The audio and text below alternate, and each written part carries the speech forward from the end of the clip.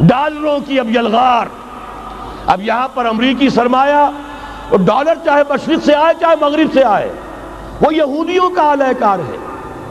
آپ نے اگر $1 نوٹ کا اگر کبھی نقشہ دیکھا ہو، اس کے اوپر جو سگنیا بنا ہوا ہے، جو نشان ہے، وہ کیا ہے؟ پیرامڈ، احرام مصر. یہ کن کے لیے اہمیت رکھتے ہیں؟ ہزارہا یہودیوں کا خون اور ان کی ہڈیاں ان پیرامڈز کے تلے دبی ہوئی. جب یہ احرام بنائے گئے تھے، یہ یہودی وہاں غلامی کے دور میں تھے، بیگار ان سے لی جا رہی تھی. بڑے بڑے پتھر جب گرتے تھے تو پسنے والے یہودی ہوتے تھے. یہ ان کی اپنی جیسے ہولوکاسٹ، جیسے انہوں نے اس کو اپنا سمبل بنایا ہوا ہے، اسی طریقے سے پیرامڈ، مصر کا پیرامڈ، یہ گویا کہ ان کے اس زوال کا ایک نشان ہے. اور اس پر ایک آنکھ بنی ہوئی ہے، ایک آنکھ، کان دجال کی آنکھ، وہ دیکھ رہی ہے. عجیب ہے یہ سمبل. نیچے لکھا ہوا ہے نووس آرڈو سکلورم، اور یہ در حقیقت 1776 جو نیچے لکھا ہوا ہے وہ رومن حروف کے اندر یہ 1776 ہے، جو میں بتا چکا ہوں آرڈر آف الومناٹی وساپ نے قائم کیا تھا. عام دنیا یہ سمجھتی ہے کہ شاید یہ امریکہ کا یوم آزادی ہے، سن آزادی ہے. 1 مئی اس آرڈر آف الومناٹی کی تاسیس 1 مئی کو ہوئی ہے. یہ 1 مئی جو منایا جاتا ہے، دھوکہ یہ دیا گیا ہے کہ یہ شکاگو کے جو مزدور ہیں ان کی یادگار ہے. حقیقت میں یہ 1 مئی اور 1776 آرڈر آف دی الومناٹی کی تاسیس کی تاریخ ہے. ڈالر میرے اس دیش کو ناپاک نہ کرنا. اور میں تو انہیں داد دیتا ہوں، جو کچھ انہوں نے، شاعر کہتے ہیں اس کو جو صاحب شعور ہے، اس صاحب شعور نے جو مشاہدہ کیا ہے کہ ڈالر آئے گا تو کیا آئے گا ہمارے ہاں. میری تو فکر کے اندر رچ بس گیا ہے. پاکستان کے بارے میں جب کہا تھا اے آندھیوں سنبھل کے چلو اس دیار میں، امید کے چراغ جلائے ہوئے ہیں ہم. ہماری امیدوں کے چراغ ہے یہ. اسلام کا گہوارہ بننے والی ملک ہے یہ.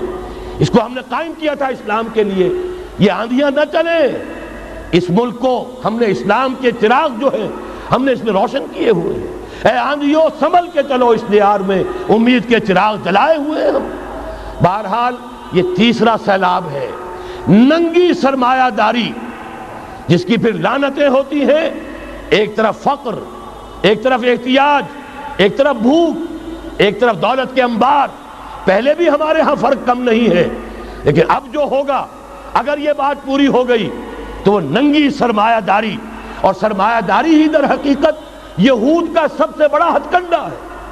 یہ بینکنگ کا نظام، یہ سارا کا سارا سودی نظام، یہ IMF، یہ ورلڈ بینک، یہی تو ان کے سب سے بڑے ادارے ہیں. تو واقعہ یہ ہے کہ 3 طرف سے ہم پر حملہ ہو رہا ہے. اور یہ سود کے بارے میں کیا کہا تھا اقبال نے؟ از ربا آخر چمی زائد فتن. اس سود کے ام الخبائث کے پیٹ سے سوائے فتنوں کے اور کیا برآمد ہو سکتا ہے؟ کس نہ داند لذت قرض حسن. کسی کو قرض حسنہ کی لذت یاد نہیں رہی. بغیر سود کے قرض دو. تمہارے پاس فاضل رکھا ہوا ہے، کسی بھائی کو دو کہ وہ اپنی معاشی گاڑی کا پہیہ چلا لے، پھر اصل واپس لے لینا. اگر اتنی ہمت نہیں ہے کہ ان تصدقوا فهو خیر لکم، صدقہ ہی کر دو تو سب سے اچھا ہے. دے ہی ڈالو اپنا فاضل سرمایہ. یسألونک ماذا ينفقون قل العفو، مت رکھو اپنے پاس، یہ گندگی ہے. لیکن اگر بڑے ہی کم ہمت ہو تو کم سے کم قرض حسنہ دو، اپنی اصل رقم واپس لینا. کس نہ دانت لذت قرض حسن. از ربا جاں تیرا دل چو خشت و سنگ. اس لیے کہ سود کے ذریعے سے انسان کے اندر تاریکی پھیل جاتی ہے. دل جو ہے اینٹ کے مانند، پتھر کے مانند سخت ہو جاتا ہے، کٹھور. ثم قست قلوبکم فہی کالحجارۃ او اشد قسوہ. آدمی درندہ بے دندان و چنگ، اور انسان بغیر اس کے کہ بھیڑیوں والے دانت ہوں اور بھیڑیوں والے پنجے ہوں، بھیڑیا بن جاتا ہے. بہرحال اب کرنے کا کام کیا ہے اس کو سمجھیے.